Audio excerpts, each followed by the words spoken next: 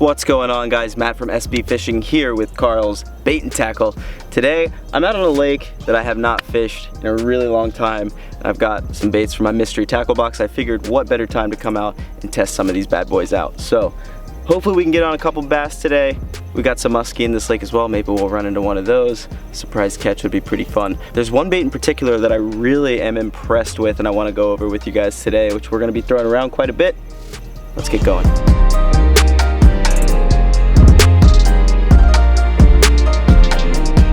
First up, we have Z-Man's original ChatterBait. So this is a bluegill pattern, which is perfect for this lake. Though there are shad in here, the bluegill bite should be on, and the water is also a little bit dingy. So I really like this pumpkin and orange skirt. I also have the Zoom Ultra Vibe Speed Crawl on there with some dyed tips. I'm going to be throwing that around quite a bit.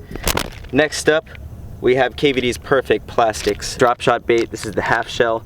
Another really good one to throw around finicky fish. This is a very pressured lake, so I think this should do very well today. We have a nice looking crankbait here. This is the Shad 80X from Lucky John. This is a mystery tackle box exclusive. This is a very interesting looking bait. So there we go. Take a look at this guy. 80 millimeters long. This has a really interesting elongated body. Almost looks more like a jerkbait than a crankbait, but there you go. It's another bluegill styled pattern, blue back, purple head.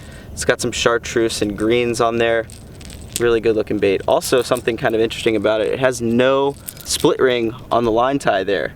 So I don't know if they did that on purpose, if that's supposed to give it a different sort of action. We'll play around with it a bit today. Should be good ripping it around some of the shoreline grass and shallower cover. So we've got another crankbait here. This is another bluegill pattern crankbait, much smaller than the Lucky John. And we have the Lucky Craft square bill crankbait. This is a 1.5 inch square bill. Bluegill pattern to it, as I was saying earlier, should do really well in this lake. Something else pretty interesting about this is actually a silent square bill. No rattles at all. So that's going to give it a bit of a more finesse presentation than your crankbait with the rattles. And I've found that on pressured lakes, the crankbait without rattles work a little bit better. Whoa. And the last bait that we're going to be taking a look at, and the one that I'm super impressed with and want to go over a bunch today, is the Biospawn Vile Bug. So I'm sure you guys have seen the Vile Crawl, and this is another take on that. It has a really interesting body style with cavities in it, which are going to hold scent, create more vibration in the water, and just give it an overall different presentation than your standard plastics. We're going to rig some of these baits up and get to fishing. So let's talk about which baits I'm going to throw when and why. So the crankbaits and the chatterbait obviously are great moving baits. Say you get to the lake in the morning or in the afternoon and you want to cover some water and find some fish.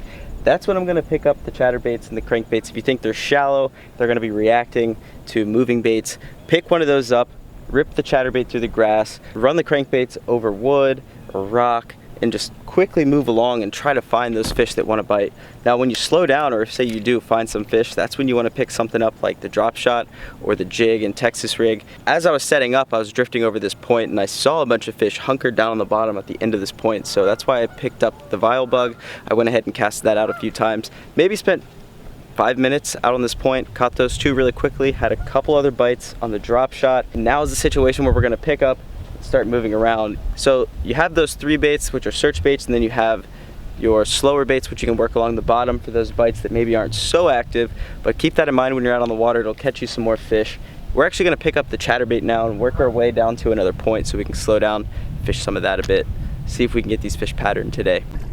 Alright, so we've been fishing the Vile Bug quite a bit. I'm really impressed with this bait. It has a really small profile to it. Not any crazy action to it, but it's just enough to get those fish to recognize it and come in and crush it. The two fish that I did catch on it hammered this bait. I mean, absolutely hammered it. Just knocked slack into my line. It's a really good looking bait. Something really neat is that you can actually put scent in these cavities here running down the body. So if you have some sort of thicker fish scent that you like to use, you can just fill those holes up with it and it'll stay in there for a while longer than just putting it directly on the bait. It's pretty neat. Now the reason that this is so versatile is you can throw it on a Texas rig, you can throw it on as a jig trailer, you can Carolina rig it, you could throw it on a swinging jig head. I mean, it's just endless possibilities with this bait. It's just, you really do have quite a few options to throw this on. When I'm fishing the vile bug on a Texas rig, I'm not giving it too much action. Small little drags and hops here and there. I'm dragging it off the base of this point where the grass starts to die off a bit and the fish have a little bit more open water. And I'm actually dragging it up the point into the grass.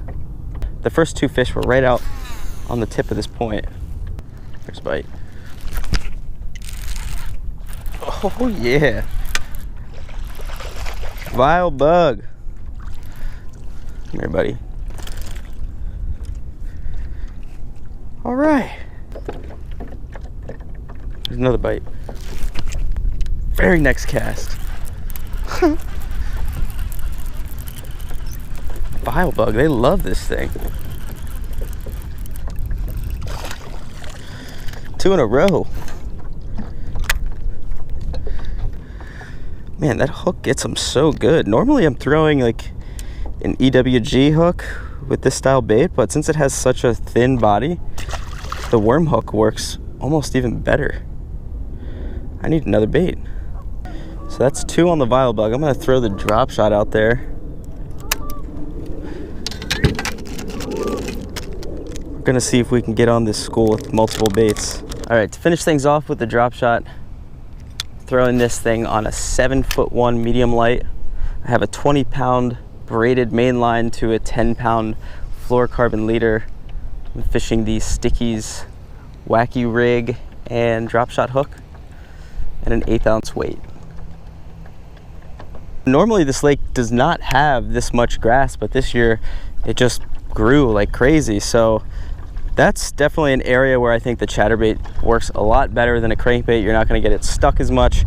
The ChatterBait is almost designed to be fished through grass. I don't think that it works better in any other cover than grass, and it catches a ton of fish. I am really big on fishing the ChatterBait very erratically. I'll cast it out, let it sink for a few seconds to get down in the water column, and then start off by just giving it a slow retrieve. I like to play around with throwing some really fast reels in there, always twitching the rod around, changing the direction of the ChatterBait. Don't forget the figure 8, just in case you got a muskie following you. Just kidding. And anytime you hit grass or cover, now this thing does love to stick to wood. Not much you can do about that because of the blade that's on here. It just usually digs right in, but it almost works like a knife through grass. So I like to just rip it off the grass anytime that I hit it and try to trigger a strike. And the reason that I'm fishing this thing so erratically and that I'm trying to change the direction of it when I'm reeling it back into the boat, say you do have a fish following it and you can't see it obviously because it's down in the water, but if you change that direction, that triggers a lot of fish to eat. Well, you guys, I've been throwing some moving baits around quite a bit today. I have not had any action at all. And it's not the baits, I think it's really just the fish this time of year and what they want. So they seem to want something dragged on the bottom. I'm gonna pick up the drop shot and the jig and the Texas rig and stick with those for the rest of the day because I've been throwing the moving baits for probably the last hour, maybe a little bit more. The Shad 80X, ChatterBait, and the Lucky Craft Squarebill without as much as a sniff. So could just be one of those days where they just want everything pinned to the bottom and slowly dragged. So we're gonna stick with that, see if we can get any more fish in the boat. I mean, so far the Biospawn vile bug's been really money. They've been eating that thing like crazy. I mean, back-to-back casts, I had a few other bites with it as well. I've had a couple of drop shot bites too. So we're gonna play around on some of these deeper points. Hopefully get a few more in the boat. All right guys, we're gonna finish the day off fishing this drop shot around the dam. I might pick up the jig or the Texas rig again. We're gonna see if we can pick a couple more off. The bites really died off for the day, but I'm glad I got to share some of these baits with you. Oh, there's a bite. He let it go. But I'm glad I got to share some of these baits with you.